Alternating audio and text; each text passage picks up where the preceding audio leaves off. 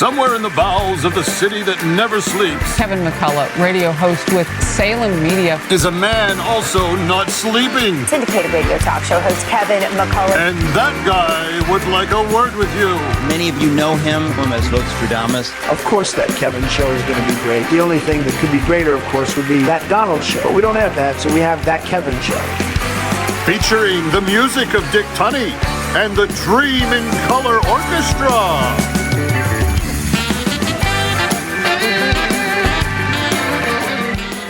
Still to come tonight on That Kevin Show, he is a two-time heavyweight champion of the world. Just don't call him tiny, George Foreman. And he was young Indiana Jones. For all of a few seconds, it is Sean Patrick Flannery. And returning to the music spotlight, Lindsay L.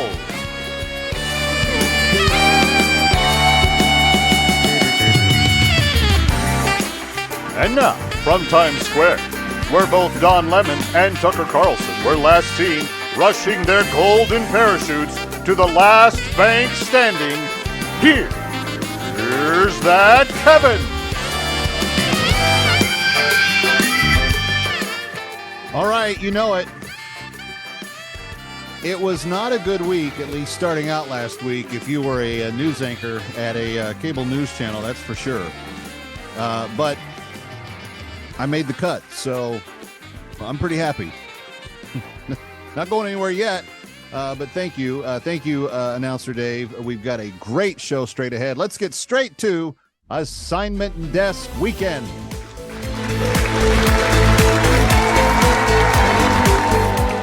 All right, well, we try to keep you up to date on the news and the things that you want to know about, and you will see that this has been a tough week for someone else, too. Not a news anchor, but Dylan Mulvaney. The activist that is biologically male, that dresses as though he's female, is out. He's finally responded.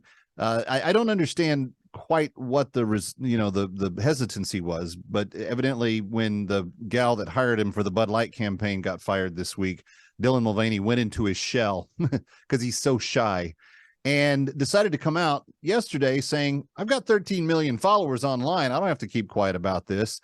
And boy, were the fans interested in what he had to say. The journey is usually the part that you remember anyways.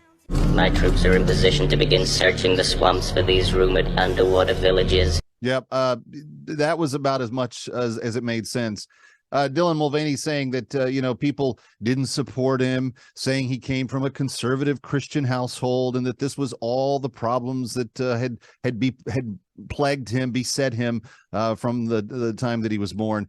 No one really mentioned the fact that he's made a boatload of money in the last few weeks, which when I brought it up to him, he said, the journey is usually the part that you remember anyways. So there you go. In other news, here's President Biden and Vice President Harris dancing the obviously awkward POTUS and VP conga line.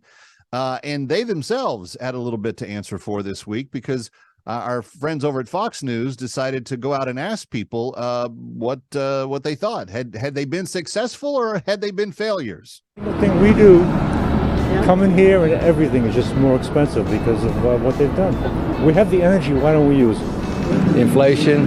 The border, inflation. He never followed through on half of the promises that he made, that he got into office on, like student loans. There's other issues too. Everything. I just believe that. Oh, the list is too long, and I'm union and I'm on volunteers. We got to set up. I don't have that kind of time frame. I love it. I'm a volunteer. I don't have time to get into all of that now. The list is too long. Certainly, those Americans felt so. In other sports news today, Brittany Griner, you remember her. She was Russia's favorite prisoner for a while. The rather large women's basketball player, who actually is a woman. And again, nowadays, I feel like I need to explain those types of things. Never had to before. But she actually took a very courageous step today and came out and said she's in favor of trans athletes participating in women's sports. Translated, she still hasn't found anybody that can stop her on the court, and she just wants to find some good practice partners. I think that's pretty much how that went. Democrats are unveiling a brand new move. I don't know who they're targeting for this, but they really want to give homeless people the right to sue you if you tell a homeless person to move. So imagine coming home and having squatters all over your lawn and needing to get to your house and asking them politely to move. Now you're facing lawsuits. Of course, this is what the general state of California has been living under for the last several years. So they're kind of saying welcome to 23 out there. A man is suing Airbnb. This is kind of interesting. Speaking of the homeless taking advantage of things, a man is suing Airbnb because a squatter changed the locks on the property and then decided to open up the building for rent, actually making a buck or two. And the man that actually owns the building told Airbnb they shouldn't have done that. Probably not a very good idea. Finally, in sports news today, and this is a big one, you know that Aaron Rodgers is no longer a Green Bay Packer. He is now a New York Jet. Gee, I wonder where this idea came from before. It's not like we haven't seen it, Brett Favre. Aaron Rodgers did make a very classy move in the entire escapade. He said because Joe Namath is such a New York legendary icon, also wore the number 12, the number that Aaron Rodgers wore when he was a Green Bay Packer. He said he would defer wearing the number 12 and move instead to wearing number 8 out of deference for the legendary New York Jet. He then went ahead and announced that he planned to win more Super Bowls than Namath, to which Namath said, let's have a little chat. All right, we are very honored to have a very special guest tonight. It is what we call a perfectly fine, very good, no problem with it at all, unimpeachable phone call. All right, welcome back, Mr. President. Good to have you. Thanks, Kev. It's nice to be able to have a simple, perfect, very, very good phone call with you tonight. Yeah, that's what were you worried about that? Well, let's face it, you're not Nancy Pelosi or Adam Shifty Schiff, the liar, but you know that even if our discussion is perfect, they'll twist it. They'll try to use it for their advantages. They'll even try to put me in jail.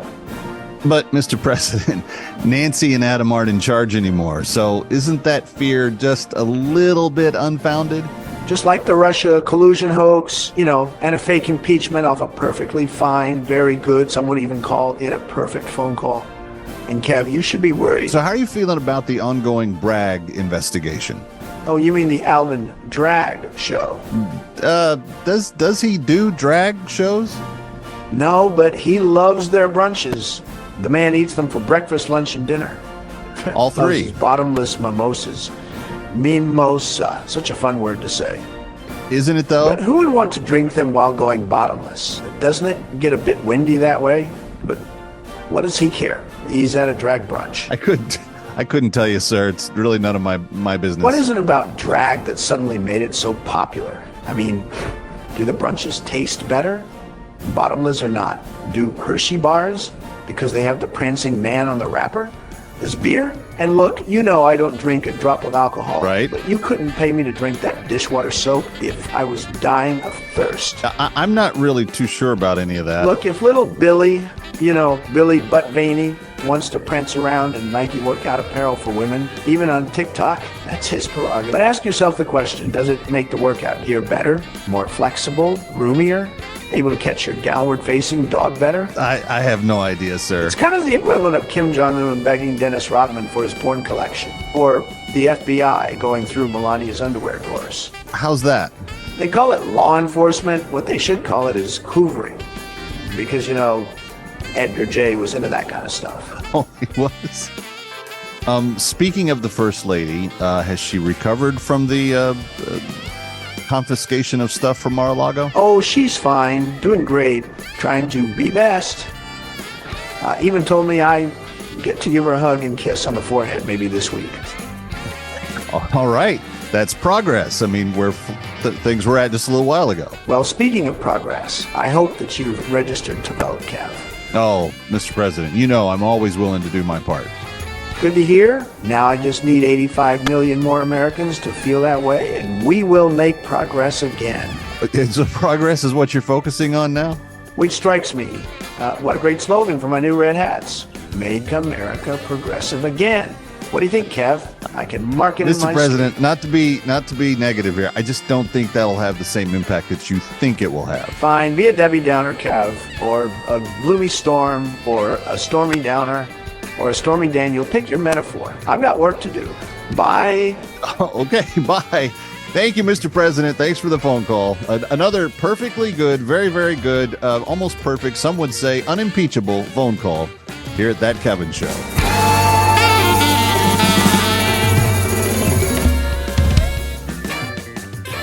Ready or not, he'll be right back. That Kevin.